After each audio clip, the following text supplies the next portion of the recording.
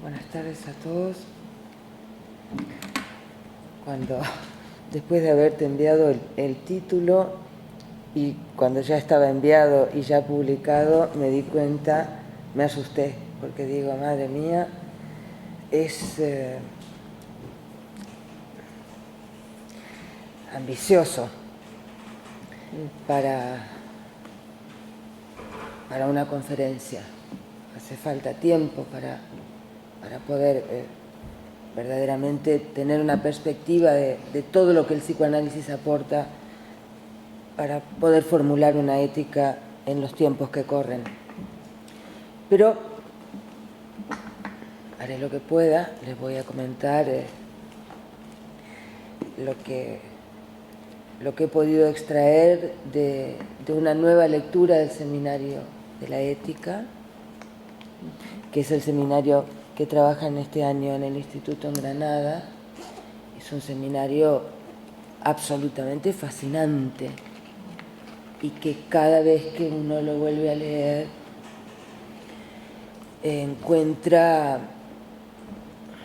además evidentemente el saber, por supuesto, pero la grandeza y la valentía de Lacan en ese momento, afrontar un tema así, de esa manera, es decir, vinculando el saber analítico con Aristóteles, con la tradición de los pensadores de la ética, dando un espacio muy importante para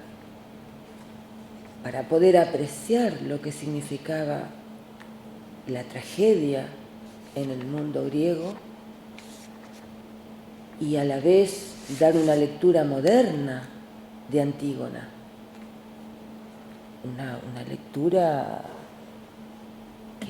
que no se parece a nada de lo que se ha hecho, porque Antígona es una de las tragedias más comentadas.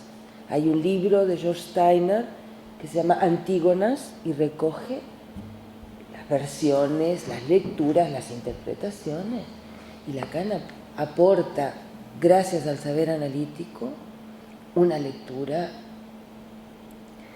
novedosa, original, pero sobre todo muy útil para guiarse en problemas así. Problemas así. ¿Cuáles son los problemas así?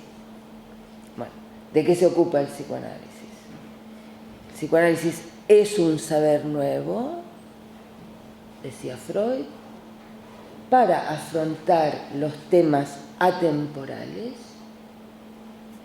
las últimas causas, los grandes problemas de la vida. Y decía Freud que todo individuo está dominado en estas cuestiones por preferencias íntimas, profundamente arraigadas, que hacen que muchas veces no reciba el saber analítico con mucha alegría, sino más bien tienda a rechazarlo, a degradarlo, a atacarlo, a perseguirlo, como está pasando actualmente, queriendo eliminarlo del mapa. ¿Y por qué es un saber tan incómodo que lo quieren eliminar del mapa? Hemos tenido ocasión de hacer una lucha pidiendo la liberación de la primera mujer psicoanalista siria encarcelada por ser psicoanalista. Es decir, esto nos puede dar una idea de que hay algo en el saber analítico muy importante, muy novedoso para afrontar los grandes problemas de la vida, pero que crea, Freud decía, crea resistencias, sí, crea resistencias, como que la tendencia natural de nuestro pensamiento, de nuestra conciencia, de nuestro yo, esa tendencia natural, es conmovida por el saber analítico, sacudida, y a mucha gente no le gusta eso. A otra gente sí. Los que estamos aquí nos gusta, nos parece bien, nos interesa, porque es verdad que es muy interesante. ¿Y en qué consiste el psicoanálisis? Consiste en un método de desciframiento del inconsciente. El psicoanálisis nos enseña a leer lo que no sabemos de nosotros mismos. Y no lo podemos leer. ¿No lo entendemos? Porque no lo sabemos leer. Necesitamos aprender a leerlo. Y un analista es eso. Es alguien que nos ayuda a aprender a leer nuestro inconsciente. ¿Para qué? Para encontrar lo más singular de nosotros mismos,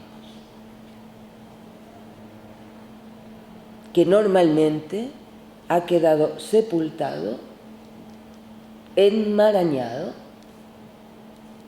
deslucido por identificaciones, prejuicios, fantasmas, temores, renuncias y un largo etcétera. Pero atención, el psicoanálisis no es una clave de interpretación del mundo, no es ninguna panacea. Es decir, bueno, a partir de ahora vamos a interpretar el mundo así. Porque más bien a lo que nos acerca es a que no puede haber una interpretación del mundo, un discurso único. Y esa es la gran fuerza del discurso analítico, que no existe una interpretación del mundo homogénea, que la riqueza del mundo, de nuestro mundo, depende de que cada uno pueda hacer valer su manera, entendiendo que es una manera que se empezó a formar en la infancia, en el modo de un síntoma, de algo que no iba bien con el mundo. Curioso, lo más propio que tenemos, lo más singular, proviene de decirle no a los otros, bajo el modo sintomático de la pequeña rebelión, de la manera propia que encuentra un niño, una niña, de hacer algo, aunque sea una fobia. Freud decía, la fobia de un niño es una invención propia para moverse en el mundo y no hay que empeñarse en borrarla del mapa, en eliminarla, sino hay que interesarse, como se interesó él por la fobia de Juanito, porque en ese síntoma está lo más singular de ese niño. Entonces, más bien el psicoanálisis nos ayuda a localizar de qué estamos hechos, de qué pasta estamos hechos y cuál es verdaderamente la dificultad que tenemos para encontrar la felicidad, que es lo que se supone todo el mundo busca, como lo dice Freud, en el malestar en la cultura. Empieza por ahí, por admitir que buscamos la felicidad y que la felicidad no es fácilmente accesible porque se oponen tres razones. Nuestro cuerpo, que es una continua fuente de molestias, de dificultades, hay que alimentarlo, hay que cuidarlo, hay que se enferma, se envejece, en fin. La naturaleza, que viene genera todo tipo de catástrofes, pero el mayor o la mayor causa de infelicidad reside en la relación con los demás, en nuestra relación con los otros.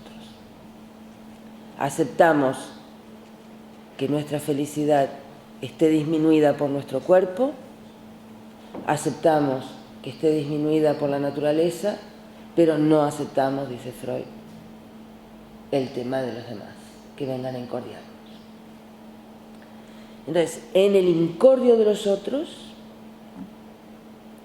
y en la difícil regulación que esto tiene, ahí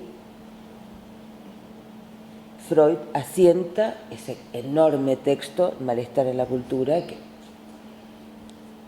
nadie que quiera pensar el siglo XXI, el siglo XX, puede obviar la lectura de ese texto. Porque Freud pasa de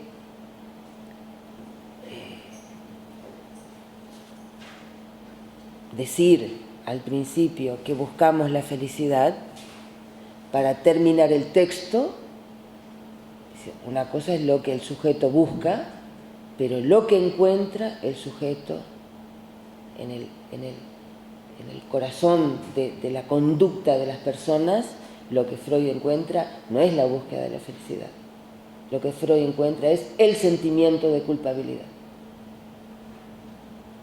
Es decir, el autocastigo, el enigma del autocastigo. ¿Por qué la gente se empeña en cosas imposibles? ¿Por qué se maltrata? ¿Por qué se fabrica renuncias? ¿Por qué? Esta es la gran pregunta que deja abierta el texto.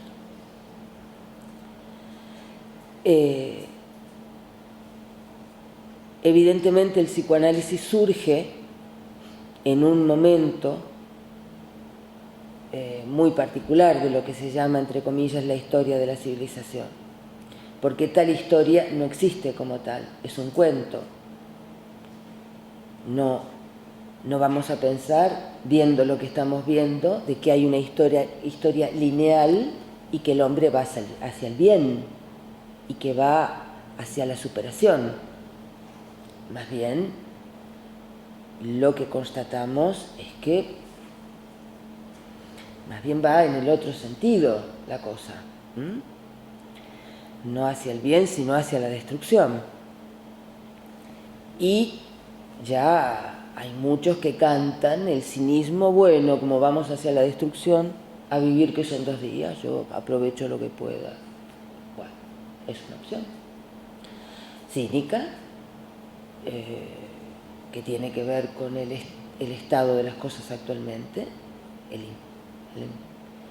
la propaganda cínica.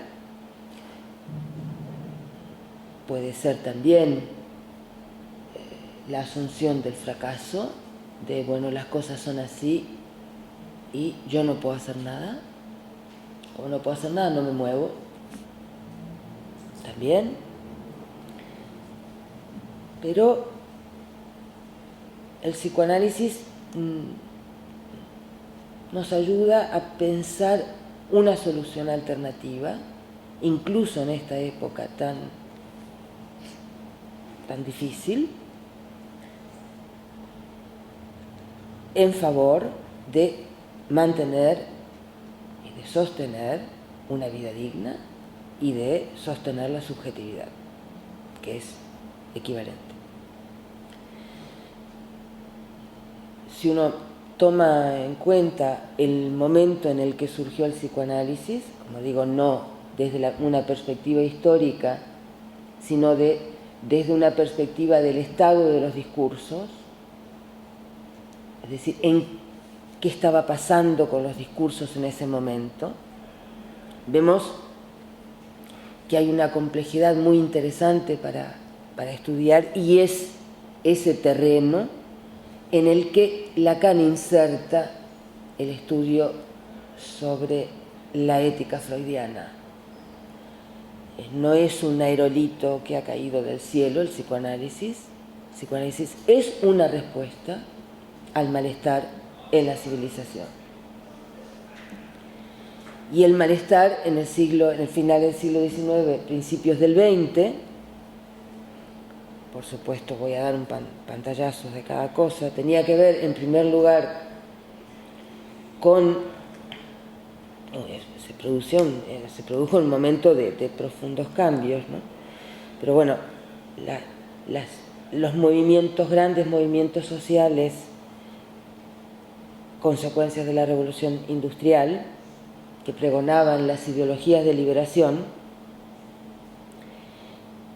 y, como dice Freud, el comunismo, que vino a proponer que había una manera de disminuir la infelicidad humana distribuyendo mejor la propiedad, la riqueza. Dice Freud, no se equivocó en eso, es verdad. Y en este momento que estamos en manos de los mercados y de los especuladores, ¿qué razón tenía, no? Es verdad, dice Freud, que eliminando la propiedad privada o estableciendo una justicia más distributiva, se disminuiría una de las causas de infelicidad humana. Es cierto. El problema, dice Freud, es que esta teoría política o económica vino acompañada de una teoría psicológica errónea, un idealismo que ha costado tantas vidas y que ha costado tantos fracasos por imposible de aplicar. Porque, dice Freud, se puede eliminar la propiedad privada en el sentido del dinero, tal. Lo que no se puede erradicar de la constitución del ser humano es el sentido de la pertenencia, porque forma parte de la subjetividad. Y por el hecho de hablar y de estar en el mundo de la palabra y del deseo, inmediatamente el niño nos muestra que lo que le interesa es lo del otro. Que la primera cosa que se quiere siempre está en otra parte. Y que, de eso ha hecho un uso perverso la publicidad, ¿verdad? Pero que la captura del deseo humano en los objetos que se ven, que están ahí en el mundo, tiene que ver con que la pertenencia, con que el sujeto se muestra, se siente en falta de. Y todo lo interesante o no lo tiene o está prohibido. Es decir, que el valor psíquico de lo deseable, dice Freud, está vinculado a la prohibición y a la carencia. Y esto ninguna teoría política ni económica lo puede subsanar, porque es la estructura del deseo. ¿Estamos mal hechos? Bueno, estamos hechos así, con esta condición de ser hablantes y de ser deseantes, que el deseo despierta de esta manera. No quiere decir que tiene que permanecer ahí. No, pero bueno. Y se ve como colegas nuestros que han hecho un trabajo impresionante en Bulgaria con los niños abandonados en los orfanatos, cómo esa ideología los dejaba morir, porque como todos tenían que ser iguales, no había ninguna propiedad diferenciada de uno sobre otro, y todo eran imperativos superyoicos absolutos para llevar a cabo esa ideología comunista. Cualquier movimiento del deseo singular hacia otra cosa era completamente ahogado. Y los colegas que llevaron el saber psicoanalítico a los niños de Bulgaria pusieron en marcha dispositivos para despertar la dimensión subjetiva del deseo, así, estableciendo diferencias entre unos y otros, y animándolos a moverse, porque no se movían, no hablaban, el mundo no les resultaba interesante. Me parece que esta posición de Freud tan firme respecto al comunismo ha sido, por otra parte, lo más criticado de Freud, pero me parece una verdad impresionante que él mantuvo a pesar de todas las críticas, de no ser políticamente correcto. Para él era así, y se ha demostrado cuánta razón tenía. Teníamos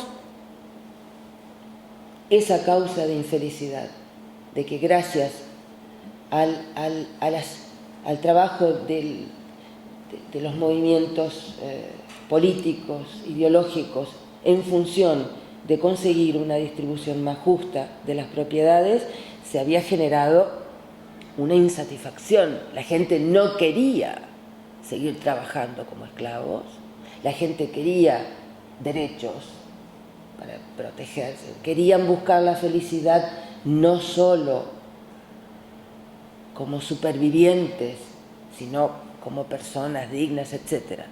Entonces esto era una de las causas de la infelicidad que estaba circulando en los discursos en el momento en el que surge Freud. Otra de las causas de la infelicidad, ¿dónde estaba radicada? Estaba como una de las consecuencias ya en ese entonces de considerar que la ciencia es el amo absoluto, que la ciencia tenía respuestas para todo y que la eficacia de la ciencia física se podía trasladar a las ciencias humanas. Y ahí surgió la llamada psicología científica, de la que estamos padeciendo los efectos, los hijitos hoy, la llamada psicología científica. Entonces, en medio de este atropello de las ciencias, donde es el reino de la razón, el reino de la cuantificación, que no quiere decir que todas las ciencias sean peligrosas, muchas ciencias han servido para proteger la vida, la biología, la medicina, etc. Pero las ciencias humanas no, y hay que decirlo, las llamadas ciencias humanas no. Y frente a esta irrupción del discurso de la ciencia que se lo comía todo, surge la respuesta de muchos artistas, sobre todo el movimiento romántico, que frente a este imperio de las luces y de la razón y de la ciencia, promovían la individualidad creadora. Hay un manifiesto de Mallarmé en favor del misterio de las letras. La ciencia quiere eliminar los misterios, descubrirlo todo, cuantificarlo, transformarlo en fórmulas, en visible. Y estos artistas, incluso al precio de su vida, dicen no. No somos todos iguales, no somos equiparables, hay un misterio en cada hombre, ese misterio viene de su relación con la naturaleza, es decir, ese misterio viene de la infancia. Se podría pensar que el psicoanálisis está próximo un poco a estos discursos, ¿verdad? Hay algo, es verdad, es cierto, algo de eso, Lacan mismo lo dice, algo de ese movimiento romántico, de la intuición del movimiento romántico, está presente en el psicoanálisis, pero el psicoanálisis no deja de lado a la ciencia. Por ejemplo, todo lo que pudo recibir de las ciencias del lenguaje y de la lógica. Y dice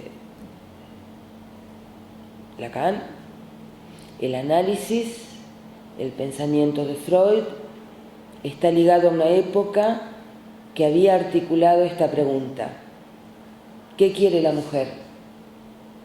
Con una insistencia muy especial.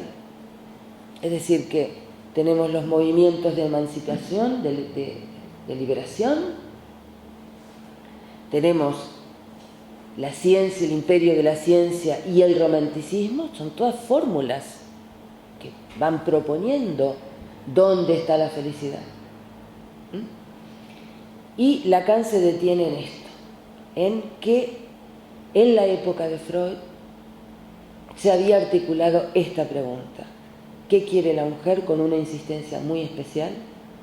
Y dice, el contexto ibseniano de fines del siglo XIX en el que maduró el pensamiento de Freud. Es decir, la zona del problema de la sexualidad vista desde la perspectiva de la demanda femenina. Es decir, porque Freud lo primero que hizo fue, se puso a escuchar mujeres que hablaban de la infelicidad. Y el psicoanálisis es el resultado de esa disposición de Freud, de esa docilidad de Freud hacia el discurso femenino. Es decir, que ahí donde la ciencia, entre comillas, medicina, psiquiatría, etc., decían las mujeres mienten, hacen síntomas que son mentira, teatralizan, no les pasa nada. Esta señora no es realmente una paralítica, puede andar, pero no quiere. Juega con la ciencia, juega con el amo. Y se multiplicaban las señoras con síntomas importantes que venían a poner en jaque, a decir no. El saber de ustedes no sirve para mí. Y Freud se sentó a escuchar esto. Y el contexto ibseniano, es decir, que hoy en día, como dice Borges, que los hombres tengan los mismos derechos de las mujeres, que las mujeres los mismos derechos civiles, que las mujeres de los hombres, perdón, pues lo mismo, bueno, es admitido. Pero en la época en que Ibsen escribió, no, para nada. Y entonces si uno lee un texto de 1908, La moral sexual y la nerviosidad moderna, se encuentra con que Freud de entrada capta que en esto las mujeres tienen mucho que decir. No solo las escuchaba como pacientes, sino que veía que en dejar un lugar a las pacientes y en armar un nuevo discurso con los que esas señoras decían, porque Freud arma un nuevo discurso, algo inédito. Dice, esta manera de hablar de estas señoras es nuevo y hay que escuchar. Y el psicoanálisis es otra manera de hablar que responde a esa manera histérica de plantear los grandes problemas de la vida. Los grandes problemas de la vida, ¿cómo se planteaban en ese momento? Freud, en ese texto que ha tomado, hay un diagnóstico de la infelicidad por parte de los teóricos. Y entonces, si lo leéis, es muy gracioso porque ya hablan de la infelicidad que acarrean los avances tecnológicos, la caída de los ideales, la búsqueda frenética de placer. 100 años después, esto es, o sea, ha llegado, bueno, toda la moralina pasa por aquí. El peligro de Internet, el que los jóvenes solo quieren el placer, que no hay ideales, tal cual escrito en 1908. Y Freud dice, sí, todo esto está muy bien, pero acá hay algo mucho más importante que no se toma en cuenta, que es la hipocresía de la sociedad respecto a la sexualidad. Eso es causante de la infelicidad. Claro, es una época muy distinta a la de ahora, pero Freud centra su análisis en las consecuencias que tiene la abstinencia, la renuncia a la sexualidad, sobre todo en las chicas. De modo, dice Freud, que se las somete a las mujeres a que para ser una buena chica, no ser una viciosa, dice, tienen que comportarse correctamente, renunciar a la sexualidad. Pero no solamente eso, tienen que renunciar al saber, porque el saber, el interés por querer saber, normalmente está asociado a los secretos. Y los secretos tienen que ver con el deseo. Y entonces, como dice Freud, lo que pone en marcha la investigación sexual infantil tiene que ver con eso.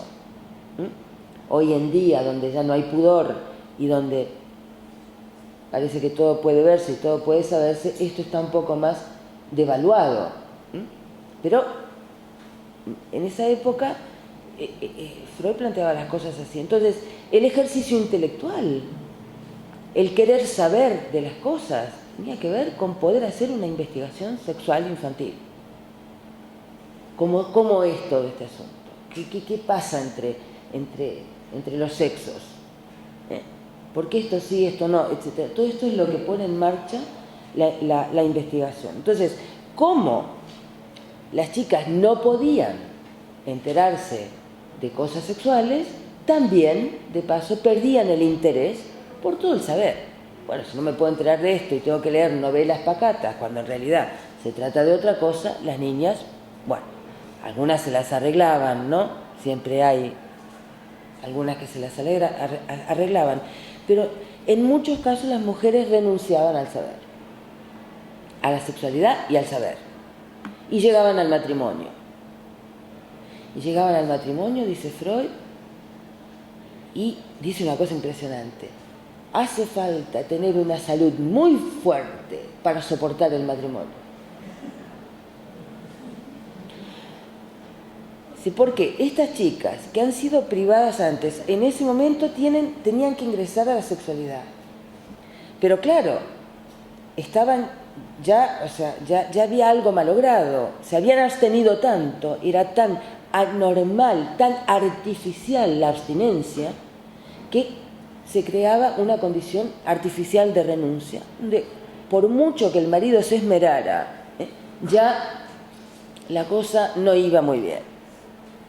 En el momento, dice Freud, en que la mujer accede a la cima de la feminidad, es decir, una vez que ha tenido hijos y que se permite, bueno, voy a disfrutar, ya con el marido hay distancia, ya hay frialdad, entonces ya, ¿qué le queda? Dice Freud, ¿qué le queda a la mujer? Le queda la infidelidad, le queda ser infiel.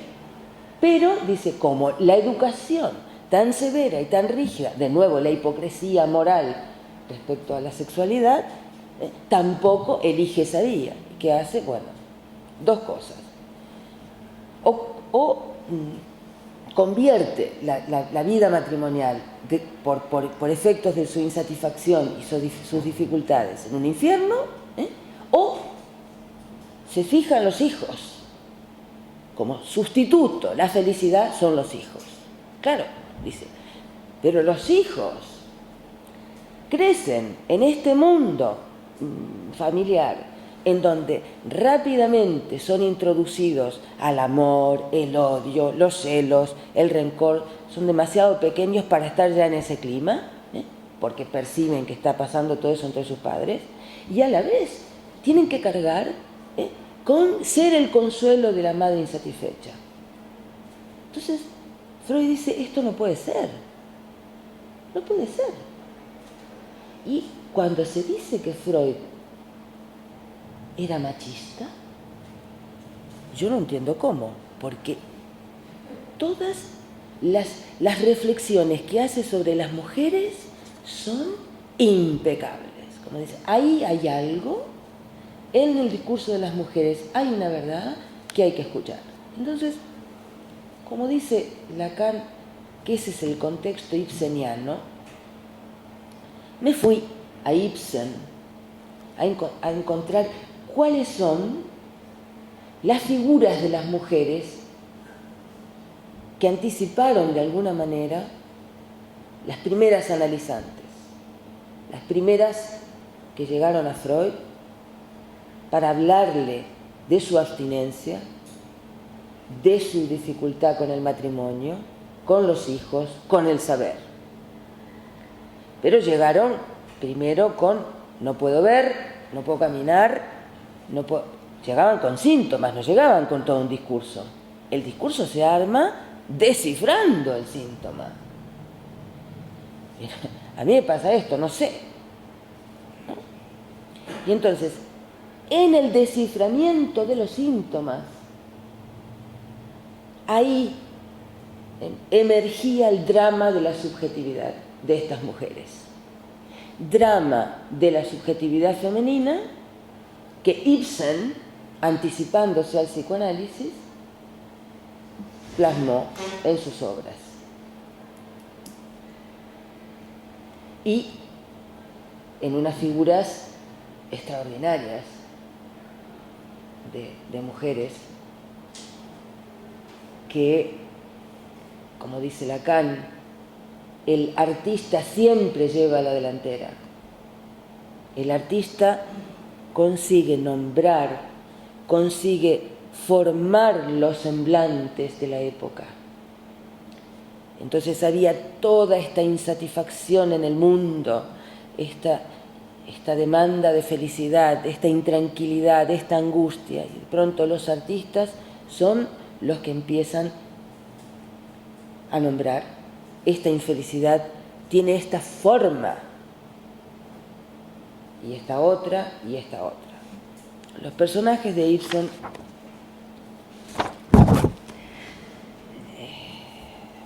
tienen que ver con, precisamente,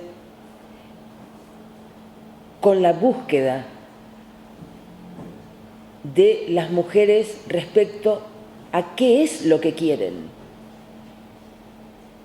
Porque la mujer es un enigma para el otro, como decía Freud. O sea, llevo años y años y no he conseguido avanzar 1 milímetro en este tema. Lo confiesa al final. ¿Qué quiere una mujer? Entonces, es un enigma para los demás, pero es un enigma para sí misma. Y el personaje de Hedda Gabler es la primera vez que aparecen personajes femeninos hablando así. No sé qué me pasa, no sé por qué actúo de esta manera. Y de pronto, en un momento, sin estar enamorada, decide que se tiene que casar. Y se casa, es un poco la ironía de Ibsen, ¿no?, con un profesor de historia de la cultura, que es un simple, un buen hombre, pero un simple, que la ama, y ella ha calculado, por eso es un personaje que dicen que es muy mala y muy... pero hay que ver la lógica de la cosa, ¿no? Ella calculó que si se casaba con este tipo, podía tener una cosa que le gustaba mucho, que era una casa, ¿no?, muy arreglada, muy montadita, y así armarse su escenario. Y entonces, para tener esa casa tan montadita, con su maridito, etc., el marido tenía que conseguir un nombramiento en la universidad, bueno, un nombramiento. Y que todo eso estaba pasando en ese momento. cuando de pronto reaparece una amiga de la adolescencia. Este es otro tema importante para la infelicidad femenina, las amigas. Y aparece Thea, que le comenta que se ha decidido a abandonar a su marido, con el que se ha casado, porque fue como institutriz y entonces la madre de los niños había muerto y de pronto, bueno, un apaño, se casó con el juez. Pero de pronto encontró el amor de su vida y decidió abandonar al marido. Y la amiga le dice, ¿pero cómo vas a hacer eso? Ya lo hice, no vuelvo más. Entonces, se ve cómo ya, o sea, se están planteando mujeres decididas que toman decisiones así y que, bueno, entonces ella le dice, ¿y quién es el? Bueno, y entonces el susodicho, el amor de Thea, es un tal Esler, que es un exalcohólico, un escritor, que ha escrito un libro muy bueno recientemente y que puede llegar a competir con el marido de Eda. O sea, esto no estaba en sus cálculos. Como no estaba en sus cálculos, que el susodicho era un antiguo pretendiente de ella. Entonces, se ha vuelto interesante. No le interesó en la adolescencia, pero ahora que lo tiene en la otra, Thea, le volvió a interesar. Y toma la decisión de que ella va por él. Pero va por él de una manera... O sea, no sé si quieren que les cuente toda la cosa, pero porque realmente prefiero que lo lean. Pero tiene todo su interés para ver qué tipo de dramas subjetivos encontró Freud cifrados en los síntomas de no puedo ver, no puedo andar. Estaba todo esto, este tipo de cosas. Entonces, en medio aparece otro personaje, Braque, el cínico más absoluto, que se da cuenta que Eda no tiene mucho interés por las cosas y que ha sido el que ha facilitado un poco el arreglo de la casa bonita y tal. Bueno, y el tipo le propone un triángulo, sin más. Como ve que ella se aburre, le dice, bueno, yo podría estar, podría hacerle compañía. Y ella dice, bueno, y entra en la intriga de la seducción. Y tenemos a este otro. Entonces, la cosa empieza a ponerse muy interesante en el tema, ¿no? Bueno, y Braque, el cínico, el que le propone el triángulo,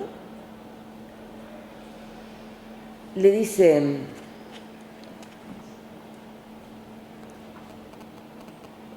hablando de, mire usted, dice, para llegar a conseguirlo, en primer lugar tendría que tener fortuna, tal. Ahí está, esta pobreza en que he caído. Eso es lo que hace que la vida sea tan deplorable, tan ridícula, porque lo es. Yo creo que la culpa está en otra cosa, le dice Braque. ¿Dónde? ¿A usted no le ha ocurrido nunca nada sugestionador? ¿Qué quiere decir usted? ¿Nada serio? Podríamos llamarlo así también.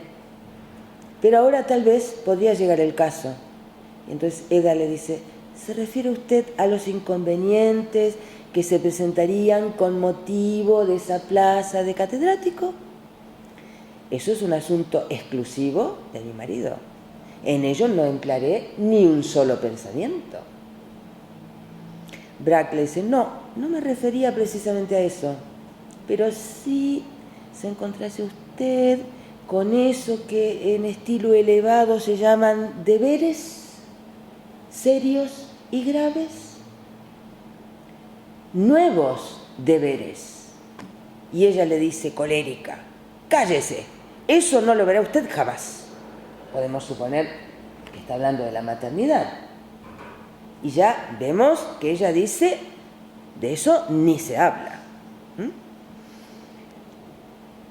Y él le dice, más tarde, andando el tiempo, volveremos a hablar de ellos. No tengo la menor afición a esas cosas. A mí, que no se me venga con deberes. No va usted, estamos hablando de finales del siglo XIX, pero reconocerán estas figuras paseándose por la calle, ¿no? Muchas, ¿no? No va a tener usted, como la mayoría de las mujeres, disposiciones para una misión que... Cállese usted, le repito. A veces me parece que solo sirvo para una cosa en este mundo, le dice ella. ¿Puedo preguntar para qué? Le dice él. Para aburrirme mortalmente. Ya lo sabe. Y entonces diseña su diversión. Su diversión va a ser convocar a la parejita de su amiga y su enamorado, y en una escena tremenda lo empieza a provocar a él. Y dice, ¿un ponche? ¿Una copita? Él es exalcohólico. Y él dice, no. ¿Por qué? Y empieza a ponerlo contra las cuerdas.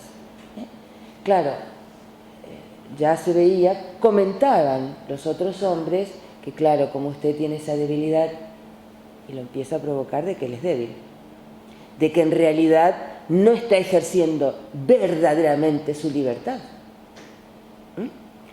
Porque si no, podría tomar una copita. Bueno, al punto lo lleva que él toma una copita y varias. Y entonces lo empuja en la dirección de ir a una casa de citas con los otros amigos. Bueno, lo empuja y él va con su manuscrito. En esa época no había ordenador, y en medio de la juerga pierde el manuscrito, que era lo que se trataba de obtener para ella.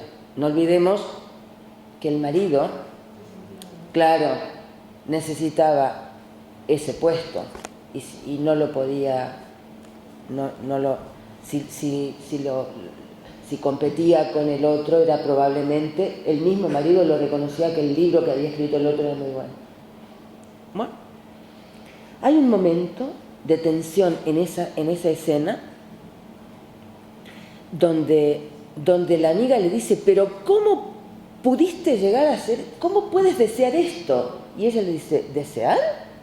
No, de ninguna manera. Es decir, vemos lo que es parece que ella sabe lo que hace, parece que sabe lo que hace, porque tiene mucha determinación, pero la determinación femenina muchas veces no sabe lo que hace. Y en este caso lo empuja él al suicidio. Él, además, ella era hija de un general y tenía unas pistolas, y jugando con las pistolas un día le da una pistola, ¿no? Y hablan de la belleza del suicidio. Estaban en un ambiente romántico, y entonces cuando él se suicida, ella como que le parece muy bien, o sea, un acto valeroso y bello, quitarse la vida, tal. Todos esos discursos que aún hoy existen, pero ella sigue un poco en su escena, no cuenta, empiezan a ocurrir cosas que no calcula. A pesar de eso, logra hacerse con el manuscrito, lo destruye. En fin, ella es implacable. Pero con lo que no cuenta es con que el cínico Braque sabe que le dejó las pistolas. Y entonces él viene y se lo hace saber.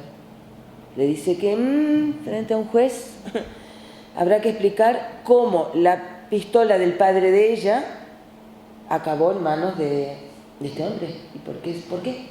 y va a tener que explicarse. Entonces, ella, que le había dicho a Braque, quiero tener el poder sobre el destino de alguien en mi vida, cuando empezó todo esto, de pronto su propio mensaje en forma invertida, Braque le viene a demostrar que ahora está en sus manos. Cuando ella se da cuenta, dice, ¿qué? ¿Usted el único gallo del corral? Y le dice, jamás, no lo podré soportar jamás. Y el final es su propio suicidio.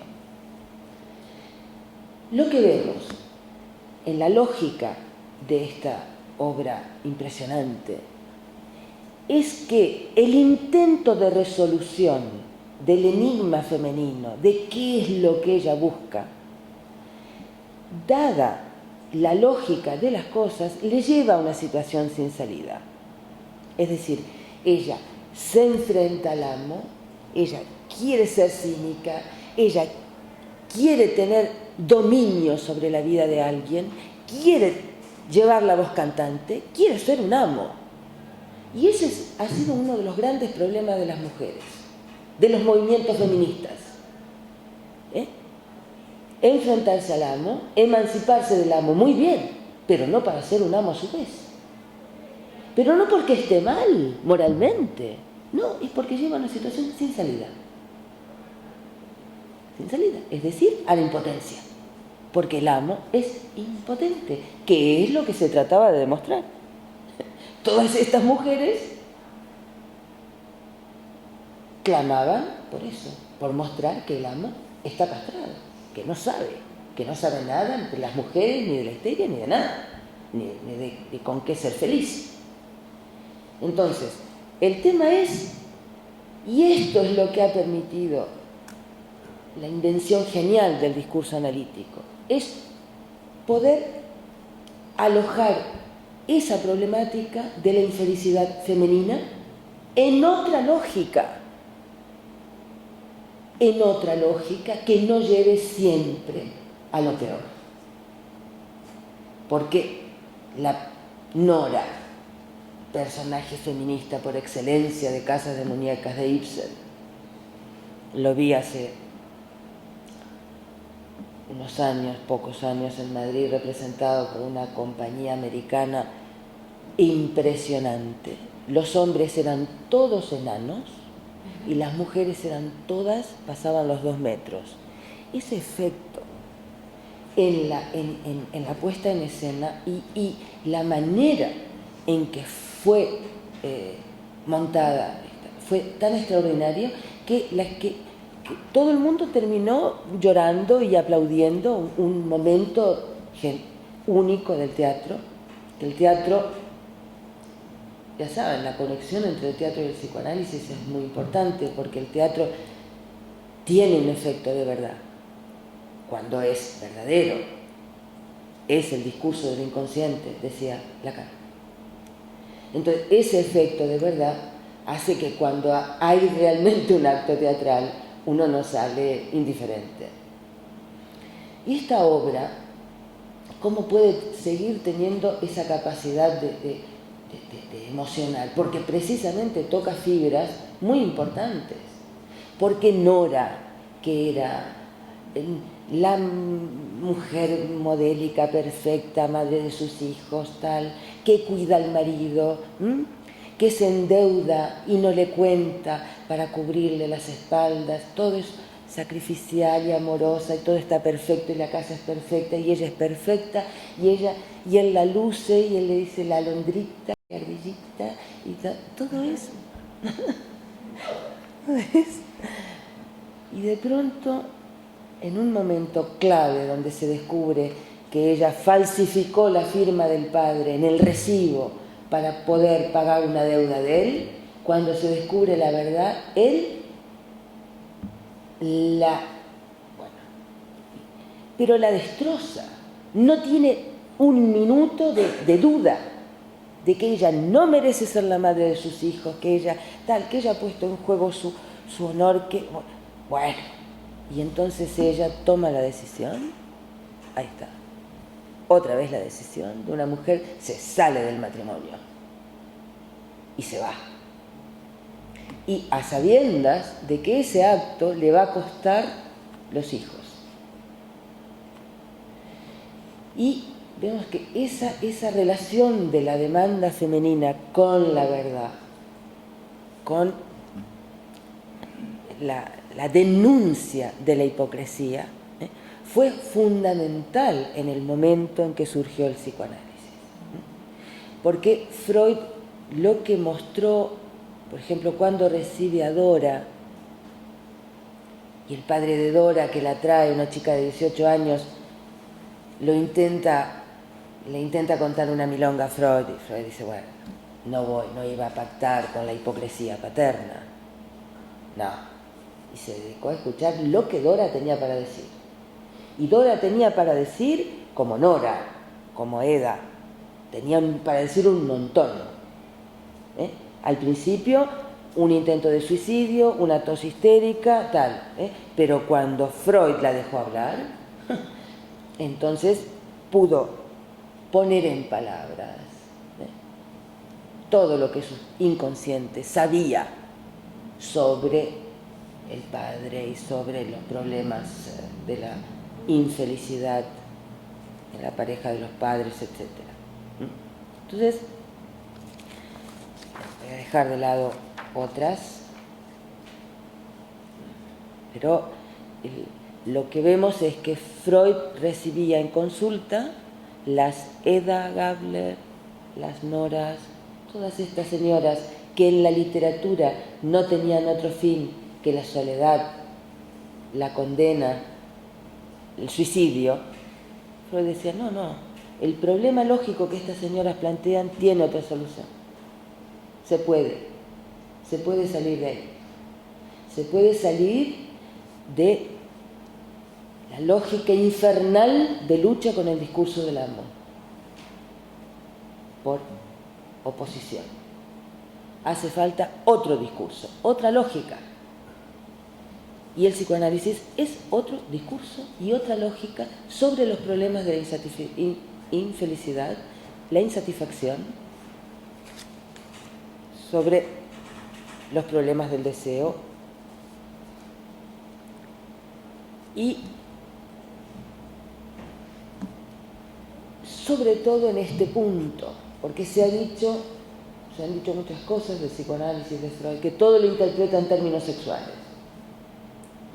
Bueno, eso vamos a ver. La culpa no la tiene Freud, en primer lugar. Es decir, que hay un problema constitucional a la sexualidad humana, es decir, a la sexualidad de los seres hablantes, que hace que esto contamine todas nuestras cosas. Y se desplaza, este virus se desplaza de la cama a muchísimos sitios. El problema de la satisfacción y de la sexualidad es a los trabajos, a la política, en fin, todo está contaminado por este virus. Ahora, el problema fundamental es que no tenemos una posibilidad de formular claramente la diferencia entre el goce de la mujer y el goce del hombre. O mejor dicho, si se pueden establecer diferencias, lo que no se puede establecer es relación. Y esta problemática es esencialmente analítica, depende de lo que Lacan llama en seminario upir, del error natural al que nos induce el lenguaje. Es decir, que muchos se han revelado ante la teoría de la envidia de pene, de la envidia fálica, diciendo que Freud hace una teoría machista de la sexualidad, que no respeta a las mujeres, en fin. Pero el problema que descubre Freud lo que hace es descubrir que eso existe, que porque existe el lenguaje, en el lenguaje distinguimos aquí hay, aquí no hay, ahora está oscuro, ahora está claro, la presencia y la ausencia.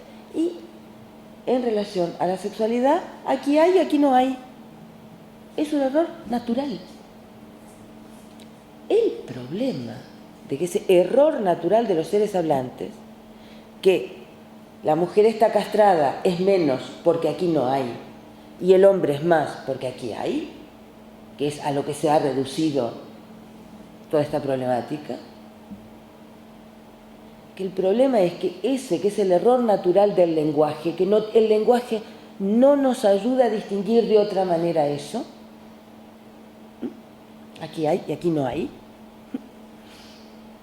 No tiene la culpa Freud, tiene la culpa el lenguaje. El problema es que ahí arraiga el discurso del amor. Y empieza, aquí hay potencia, aquí no hay impotencia.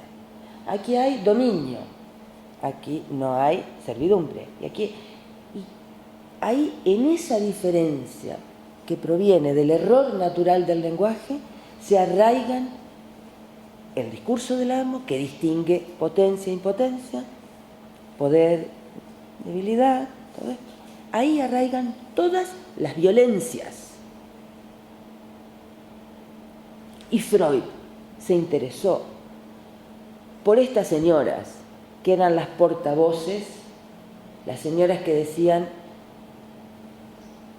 hay un error natural, pero eso no tiene por qué condicionar una minusvalía subjetiva o psíquica. Y Freud dijo, tienen razón las mujeres. No hay ninguna razón para que se consideren minusválidas, porque no tienen pene, efectivamente. Pero se interesó por encontrar la razón por la cual se había llegado a esto. Claro, ¿por qué se interpreta esto así? Y, sobre todo, el hecho de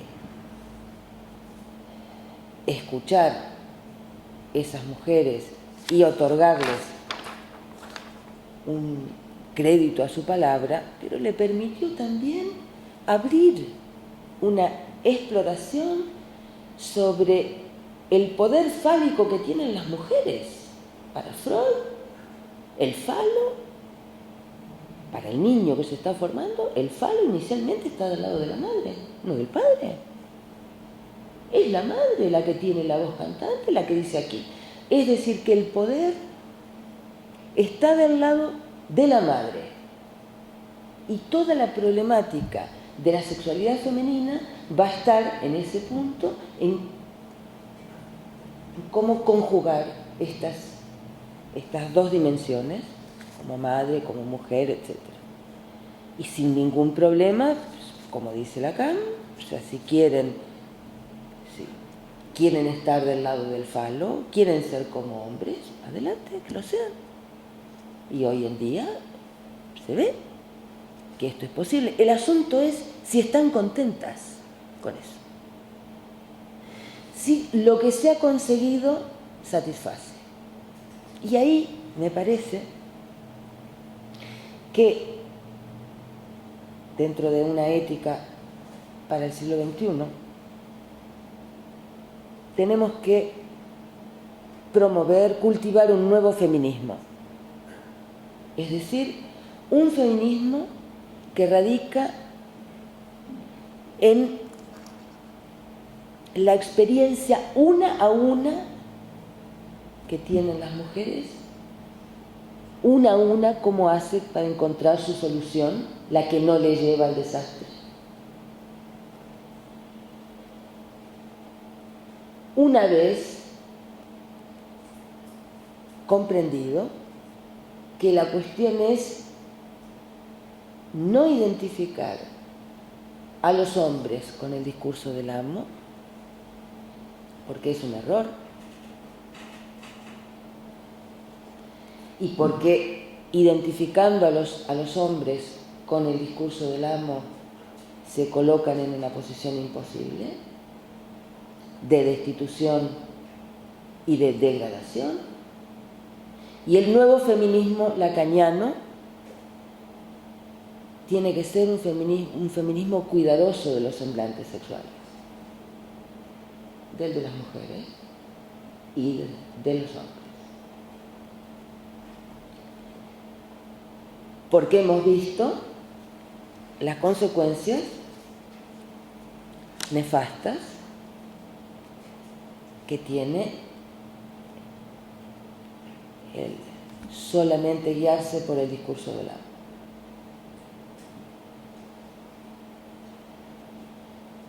Creo que así se podrá poner fin a la hostilidad de la mujer con la cultura, de la que hablaba Freud. Porque la mujer, dice, entra en oposición, o sea, primero ha sido como la que hizo posible la cultura, y luego entra en oposición. Entonces, quizá hay una oportunidad ahora de abandonar la hostilidad y que la oposición ubique bien, la oposición al discurso del amo, ubique bien dónde está la dificultad. La dificultad está en este momento en las nuevas y tiránicas formas del discurso del amo, como es la ideología de la evaluación. Esto es terrible.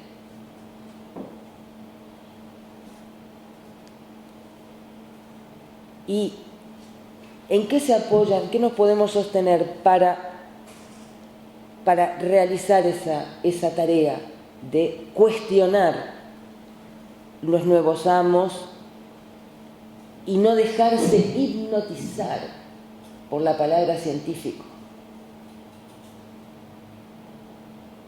Científico, moderno, viene de Estados Unidos, y la gente, hemos visto en la película Inside Job, que es lo que viene de Estados Unidos, con todas las garantías universitarias, no es precisamente el saber. Me parece que lo que tenemos 100 años después de que Freud inaugurara una nueva manera de hablar de las cosas intemporales, de las causas últimas, de los grandes problemas de la vida, una nueva manera de hablar, que es el discurso analítico, gracias a todo este recorrido, podemos decir hoy, siglo XXI, con unas condiciones discursivas muy distintas a las que había en la época de Freud, pero hay algo que se parece. De la misma manera que hubo esta respuesta del movimiento romántico al imperio de las luces, hoy tienen que surgir nuevas voces ante el imperio de la transparencia y la evaluación, que homogeneiza todo, que todo lo convierte en lo mismo. Y nos apoyamos en el enigma, en lo misterioso que cada uno es en sí mismo, para sí mismo en primer lugar. Y una vez apoyados en esa es la guía que tenemos, la guía ética, haber podido extraer de nuestro propio síntoma nuestra singularidad y, en lugar de padecerlo al síntoma por estar enfrentado al discurso del amo, encontrar la manera de usarlo para ser más feliz. Como dice Freud, cada uno debe buscar por sí mismo la manera en que pueda ser feliz. Su elección del camino a seguir será influida por los diversos factores, por muy diversos factores. Todo depende de la suma de satisfacción real que pueda esperar del mundo exterior y de la medida en que se incline a independizarse de éste. Por fin, de la fuerza que se atribuye a sí mismo para modificarlo según sus deseos. una vez hecho el recorrido de extraer el saber precioso que anida en nuestro síntoma, podemos decir con Lacan que el sujeto se hace una conducta. A partir de eso se hace una conducta. Y también puede hacer de su cuerpo algo respetable. Es decir, alojarlo en un discurso al que agarrarse bien fuerte cuando todo tiembla a su alrededor. Lo que quería comentarles.